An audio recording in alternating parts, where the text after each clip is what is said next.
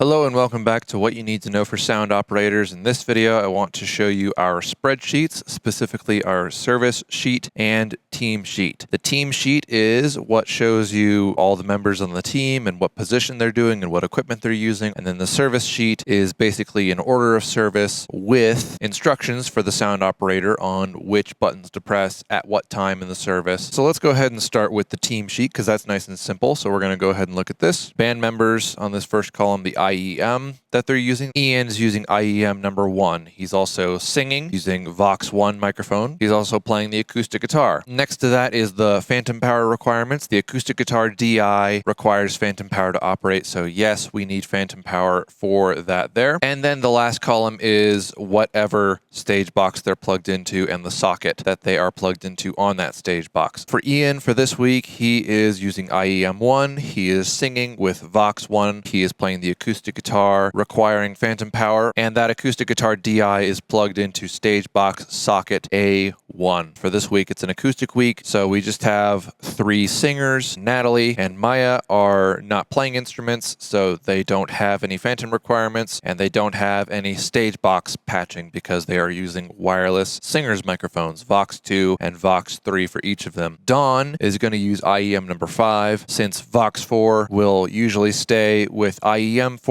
That means that we're not going to be using IEM number 4 this week at all, and there's nobody singing using the Vox 4 microphone. So Dawn is going to use IEM number 5, which also is the IEM that we give to our MD, our music director. Not that Dawn is the music director for this Sunday, she's just playing keys, and she does not require phantom power, and these are the sockets and stage box B that she is plugged into. IEM number 10 down here is dedicated to the drums because it is not a wireless IEM pack, it's a headphone amplifier with cables that have to connect into the wall sockets. The drums are always plugged into stage box C and sockets 1 through 8. If we had a drummer this week, if say Tim was playing drums this week, then we would put Tim's name there. The drums have that headphone amplifier IEM 10 that is always plugged in and patched. We don't have a drummer this week, so I'm going to go ahead and remove him from that. Below the band members, we have our talkback mics listed right here. Talkback 1 is dedicated for our MD. So wherever the MD is standing on stage, whatever stage box they're plugged into, this talkback will be plugged into that stage box. So if Dawn was going to be MDing this week and she wanted to have a talkback to be able to communicate with the band, she is plugged into stage box B. She is using these sockets for her keyboard. So we would plug that MD microphone into B10. I will always just use the 10th socket for a talkback microphone just because it's easy to remember. We also have a talkback that is for the drums. C1 through 8 is used for the drums inputs, and C10